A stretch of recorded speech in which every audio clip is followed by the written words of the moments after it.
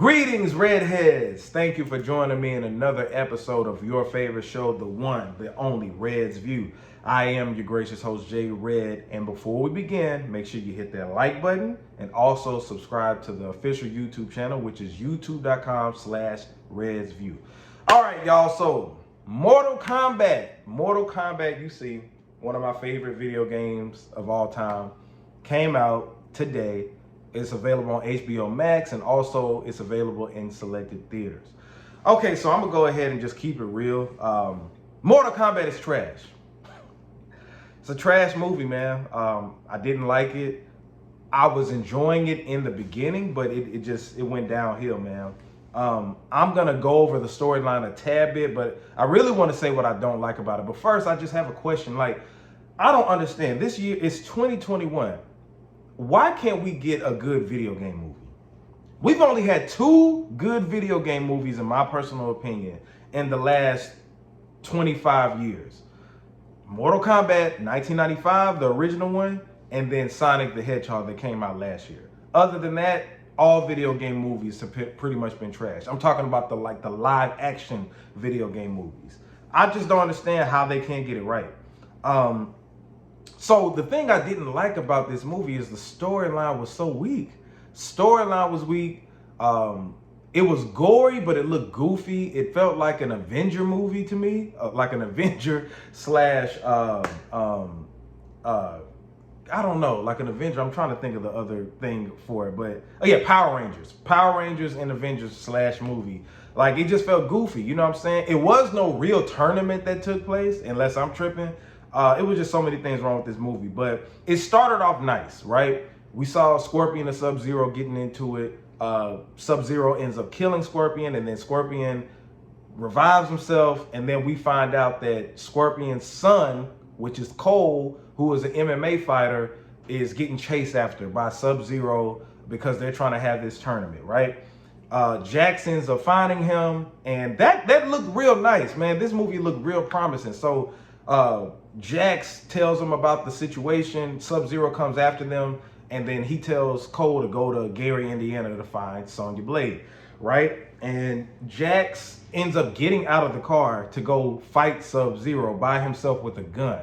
Now, if you're Special Forces Jax, why in the world would you, like, if you know he's superhuman and you're not, why the hell would you get out the car to go to try to fight this man? So that led to Jax's arms getting ripped off, all right? Boom, Cole finds Sonya, and then we see that she has Kano held captive. Kano was the highlight of the movie for me. Him and Cabal, right? They were funny as shit. Like, Kano was very funny, very entertaining. The way he was cussing was just hilarious. I wasn't expecting that. Like, I didn't know what I was expecting from Kano, but I'm glad that he was in the movie, right? But anyway, they end up leaving after Reptile. I guess, was that Reptile? Let me know in the comments, was that Reptile that came in and attacked them? But they end up leaving to go to this desert, and somehow Liu Kang ends up finding them, like, just out of nowhere, right? And that's another problem I had with the movie, that Liu Kang wasn't the main character. You got Cole, who we didn't know Scorpion had a son, and if anybody, I guess, I haven't been playing the video games in the last few years. Is this a new storyline? Like, is this a character that's available in the game? I've never heard this, and I got mad that they centered this movie around this character that came out of nowhere. And then there was no fucking Johnny Cage. How do you have a reboot Mortal Kombat movie without Johnny Cage present? That just doesn't make sense. Now, of course, I'm gonna reveal at the end what happens when they end up finding Johnny Cage. So boom, they end up finding Raiden, and then they tell them that, hey, we have to defend Earth because this is the last chance we get. And, you know, Shang Tsung, Melina, Goro, the guy with the hammer, I forgot his name, and Cabal and Sub-Zero, and then the girl with the wings, I forgot her name. Kenora? I forgot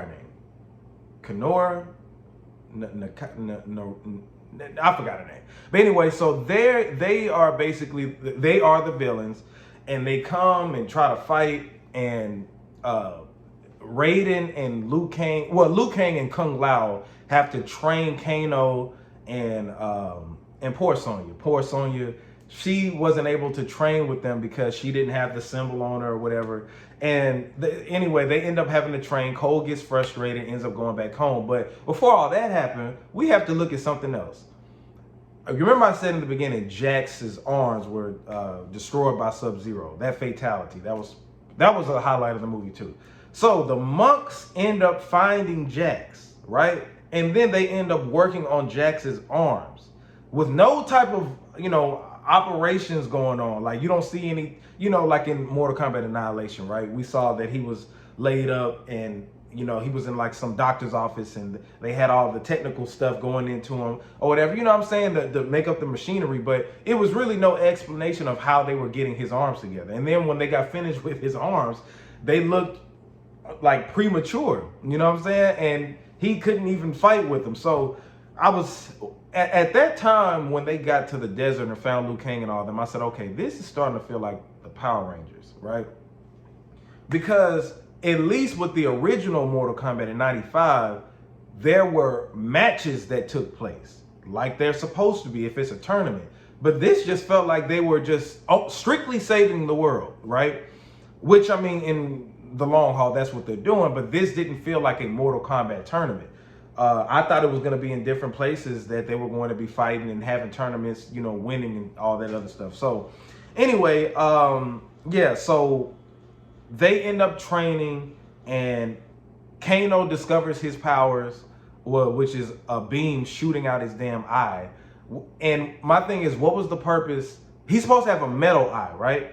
What was the purpose of him getting scratched by Reptile, who I'm assuming is Reptile in the beginning, if he didn't have the little metal thing? Like, it just shows that he has powers automatically. Like, you know what I'm saying? Like when they go to the that particular realm to fight or whatever, right? That was corny as hell. The biggest thing that happened during that time of the whole training thing was when Shang Tsung and them came and was trying to fight him.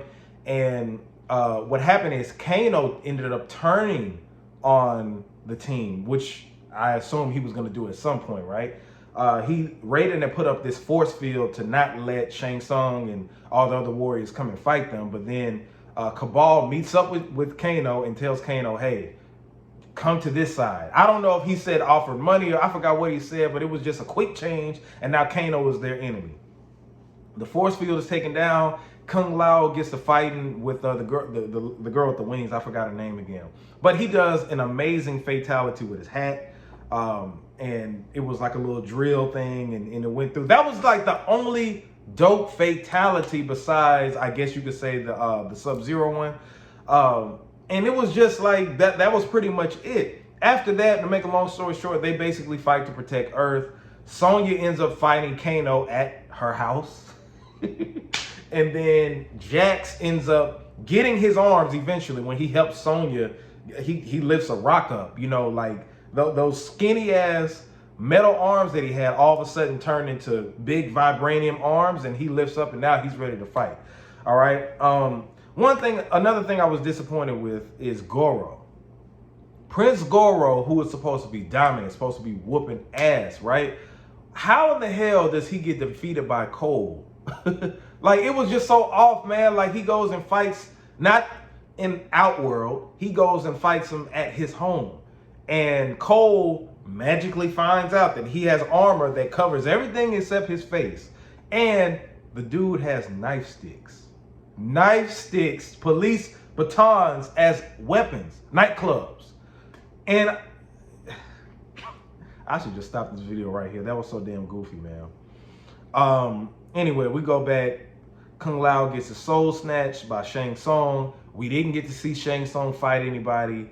Melina, at the end, they say, hey, you know what? We're going to fight in different places. You go here. Remember I said that, I was about to call Chun-Li, but Sonya Blade ends up fighting Kano at her house.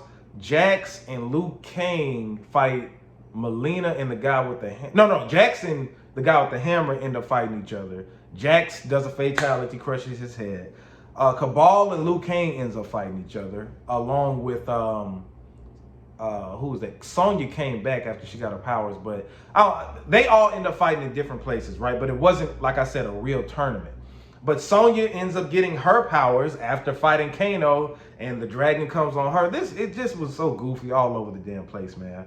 At the end, we finally see Scorpion come back, but he's coming back from hell. And they end up fighting Sub-Zero together, him and his son, which is Cole, right? And then that's pretty much the end of the movie, man. Like, it's other details in the movie or other parts of the story that you can just go and watch. I just don't feel like going through the whole thing. But basically, they defend Earth to fight another day.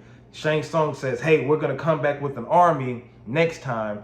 And the movie felt like they just did it to make a sequel. Now, you know how some movies are just so interested, you just like, oh, it got to be a sequel after this. This movie felt like, hey, we're going to make a movie about making a sequel to the original movie.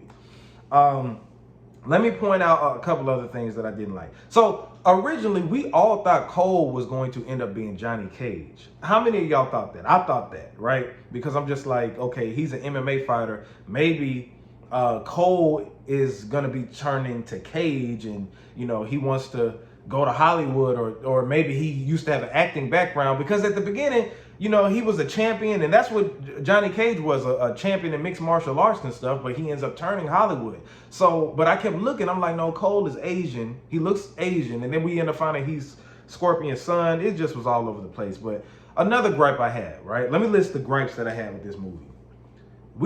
I couldn't really understand Raiden. What the hell was Raiden saying? Raiden was saying some certain things, and he was, you know, it sounded like he was mumbling. I was just like, is that his accent, or like, what's wrong with it? Like that was off. Liu Kang, like I said, not being the main character, that really just irritated the hell out of me. I couldn't stand that. Not saying that he can't not be a main character, but if you're going to center it around Scorpion and Sub-Zero, at least have Scorpion be a main character throughout the film. You mean to tell me you're going to have Scorpion show up at the end and he came from hell? You know what I'm saying? Like that was crazy. Another part is, I am a fan of Scorpion. Scorpion is one of my favorite characters to play with, right? He's a demon.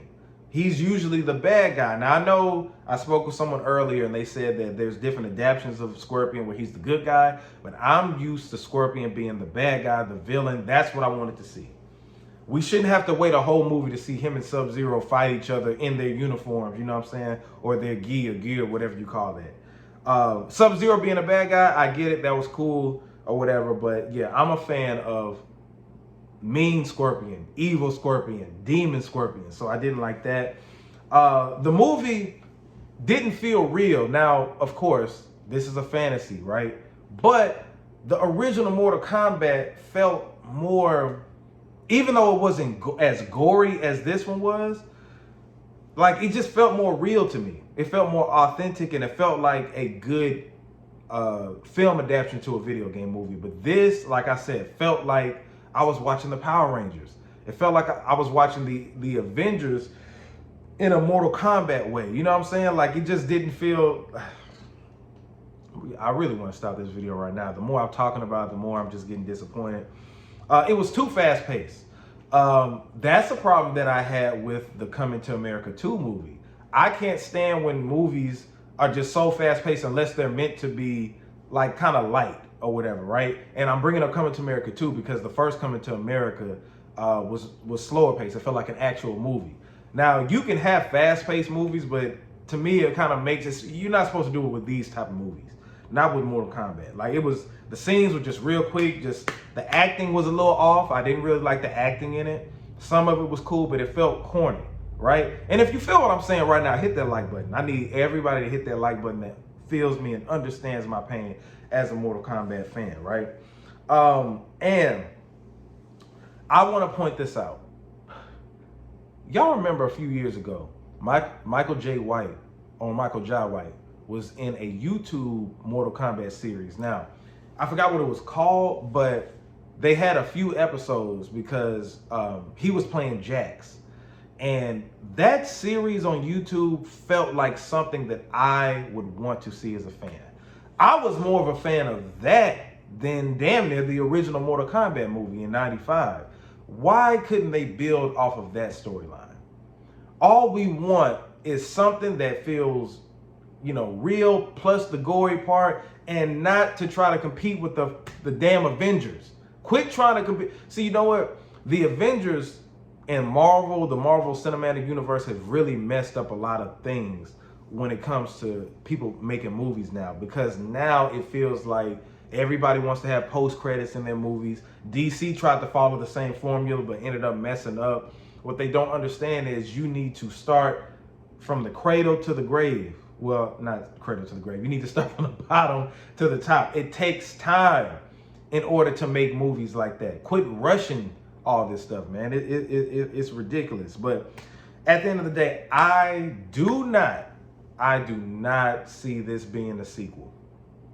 I don't see it being a sequel. I understand the people who made the movie said that based off of what people feel about this movie, they'll think about making sequels, like 4 sequels planned. But everybody is like, the reviews haven't been great for this movie.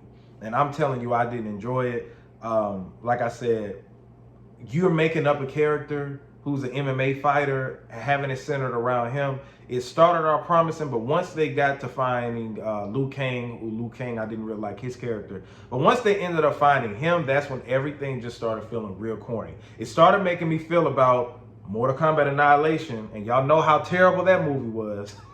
It made me feel like I was damn near watching Mortal Kombat Annihilation. Now, I don't want to get, because that movie gets a 0 out of 5. I didn't want to go that route with this movie, but my movie review for this, I would have to give it 2 out of 5. Is it 1 out? No. It's trash. So trash is a 1. You know what? 1.5 out of 5.